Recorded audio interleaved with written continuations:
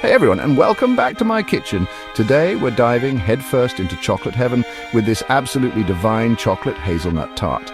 It's rich, it's decadent, and surprisingly easy to make, starting with a simple homemade biscuit pastry. So grab your aprons and let's get baking.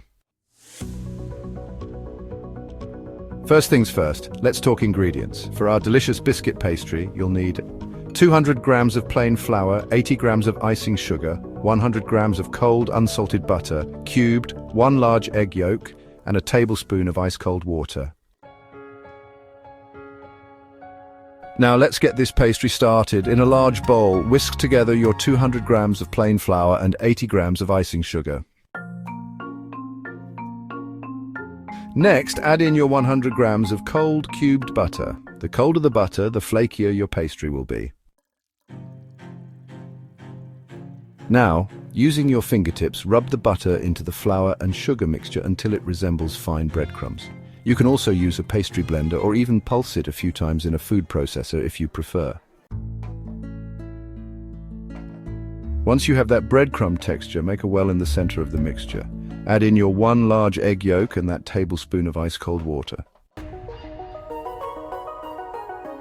Now gently bring the mixture together with a fork until it just starts to form a dough. Be careful not to overmix it, as this can make the pastry tough. Once it comes together, tip the dough out onto a lightly floured surface and gently bring it into a smooth ball. Don't knead it. Now wrap your dough in cling film and pop it in the fridge to chill for at least 30 minutes. This chilling time is crucial as it allows the gluten to relax, resulting in a more tender pastry. Our pastry has had its little rest in the fridge, so now it's time to roll it out. Lightly flour your work surface and your rolling pin. Take your chilled dough and roll it out to about 3 millimeters thick, making sure it's large enough to fit your tart tin. I'm using a 23 centimeter loose-bottomed tart tin. Carefully lift the rolled out pastry and drape it over your tart tin. Gently press it into the base and up the sides, making sure there are no air pockets. Now we need to trim off the excess pastry. Simply roll your rolling pin over the top of the tin to get a clean edge. You can also use a knife to trim it neatly. To prevent the pastry from puffing up while baking, we need to blind bake it. Prick the base of the pastry all over with a fork. Now, place a piece of parchment paper over the pastry and fill it with baking beans or uncooked rice. This will weigh it down. Pop this into a preheated oven at, say, 180 degrees Celsius or 350 degrees Fahrenheit for 7 to 9 minutes. We just want it to be lightly golden. And here we have our partially baked pastry case. Carefully remove the baking beans and parchment paper. If the base still looks a little wet, you can pop it back into the oven for another minute or two without the beans. While our pastry case cools slightly, let's get started on our luscious chocolate hazelnut filling.